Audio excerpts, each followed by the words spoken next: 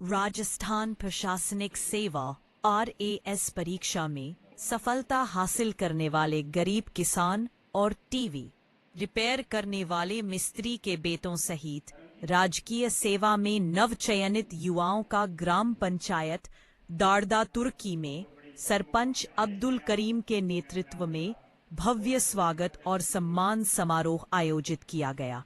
गरीबी और अभावों के बीच सफलता का परचम लहराने वाले इन युवाओं ने पूरे क्षेत्र का गौरव बढ़ाया है। समारोह में विशेष रूप से RAS में 43वीं रैंक हासिल करने वाले जितेंद्र चोपड़ा और 126वीं रैंक हासिल करने वाले जितेंद्र गुर्जर का सम्मान किया गया। इनके साथ ही राजेश गुर्जर एवं विभिन्न राजकीय सेवाओं में चयनित हुए 1 दर्जन से अधिक कार्मिकों का भी अभिनंदन किया गया। समारोह में पूर्व कृषि मंडी चेयरमैन रामनिवास गुर्जर, पंचायत समिति सदस्य प्रतिनिधि गिरिराज गुर्जर, उद्दालाल चोपड़ा, हबीब खान, प्रधान गुर्जर सहित कई जनप्रतिनिधि और बड़ी संख्या में ग्रामीण जन मौजूद रहे, जिन्होंने युवाओं को उनके उज्जवल भविष्य के लिए शुभकामनाएं दी। देखिए, सबसे पहले तो मैं सबको दीपावली की हार्दिक शुभकामनाएं। और हमारे जो बच्चों ने ये मुकाम हासिल किया है, इनको बहुत बहुत बधाई। और इनको आने वाली पीढ़ी के हौसले बुलंद करने के लिए मैंने ये ग्राम पंचायत में ग्राम वासियों द्वारा ये प्रोग्राम रखा है। तो आने वाली पीढ़ी भी इस बात को देखते हुए आगे बढ़ने की कोशिश करेगी और हमारी दुआएं इनके साथ है। ये और काबिलियत पाए और बड़ा मुकाम हासिल करें, और हमारे से कोई बात हो, कोई जरूरत हो, हम इनके लिए आधी रात को तैयार हैं। इस तरह से ये जो चयनित हो रहे हैं, इनसे गांव के लिए क्या उम्मीद है? गांव का नाम बहुत बड़ा हुआ। दूसरी बात, सरकारी योजनाएं कोई किसी तरह की, हमारे किसी भी तरह का कोई कर्मचारी बनता है, किसी भी तरह की योजनाएं आएगी तो ये हमें गाइड करेंगे। हमारे यहाँ का कोई बड़ा अधिकारी होगा तो हमारे ग्राम को गाइड करेंगे और हमें बड़ा सहयोग मिलेगा इनसे। और मैं ग्राम पंचायत की ओर से इनको बहुत बहुत धन्यवाद। इतना संघर्ष किया, मेरी तरफ से बहुत ढेर सारी शुभकामनाएं। जय हिंद, जय भारत। संघर्ष मेरा 2018 से था।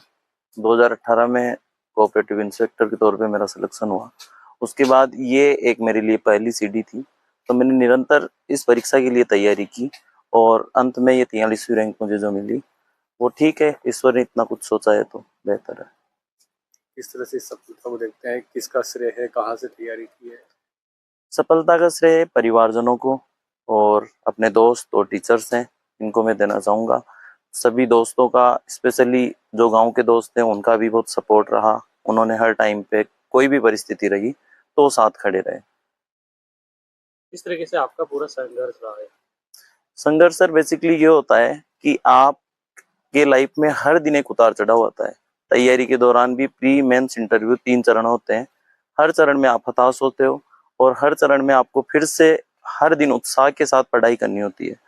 तो वो ही एक सबसे बड़ा संघर्ष होता है कि प्री मेंस और इंटरव्यू का जो साइकिल है, उसमें कहीं भी आप एक जगह भी अटके तो लगभग आपकी सफलता 0 है और वापस से रिस्टार्ट करना वो अपने आप में एक चुनौती होती है। पारिवारिक संघर्ष के, जैसे कि आपके पिता एक सामान्य कार्य करते थे, किस तरह से आपको पढ़ाया लिखाया, आज इस मुकाम पर पहुंचे, क्या खुशी है घर में भी, और क्या किस तरह से उनके संघर्ष को देखते?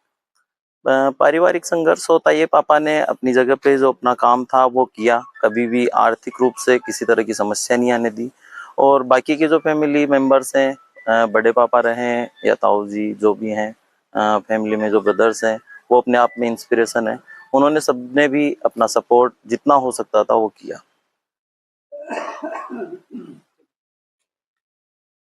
नाम बताएं और अपनी रैंक बताएं। मेरा नाम जितेंद्र कुमार गुजर है। मैंने RS 2023 में 126वीं रैंक हासिल की है। मैं इसका श्रेय ईश्वर को, अपने माता पिता को और अपने भैया को देना चाहूँगा, जिन्होंने मुझे पूरा सपोर्ट दिया। इसके अलावा मेरा ये पहला प्रयास था मैं ऑलरेडी कनिष्ठ सहायक के पद पर कार्यरत हूँ 12 जिले में, और मैंने नौकरी के साथ रहते हुए अपनी तैयारी स्टार्ट की और मैंने अंततः सफलता हासिल की है। पहले प्रयास को आपने क्लियर कर दिया, क्या कहेंगे इसको लेकर? जी, ये मेरा पहला प्रयास था। मैंने स्मार्ट स्टडी करके ऑथेंटिक बुक्स और ऑनलाइन जो एजुकेशन है यूट्यूब के सहारे अपनी सफलता हासिल की है, और जो ऑनलाइन कंटेंट है इसका मैंने भरपूर प्रयोग किया है। मैं अपने जो आने वाले विद्यार्थी हैं, जो एस्पिरेंट्स हैं, उनको भी बताना चाहूँगा कि वह भी स्मार्ट तरीके से और ऑनलाइन ज़माने का सदुपयोग करके अपनी सफलताएं हासिल कर सकते हैं। एक तरफ ऑनलाइन जमाने को लेकर बात की जाती है तो कई दुर्व्यसन भी आते हैं, कई से तरीके के नुकसान होते हैं। एक तरफ आपने उसको जो सोच थी लोगों को बदला है, क्या कहेंगे इसको लेकर आप?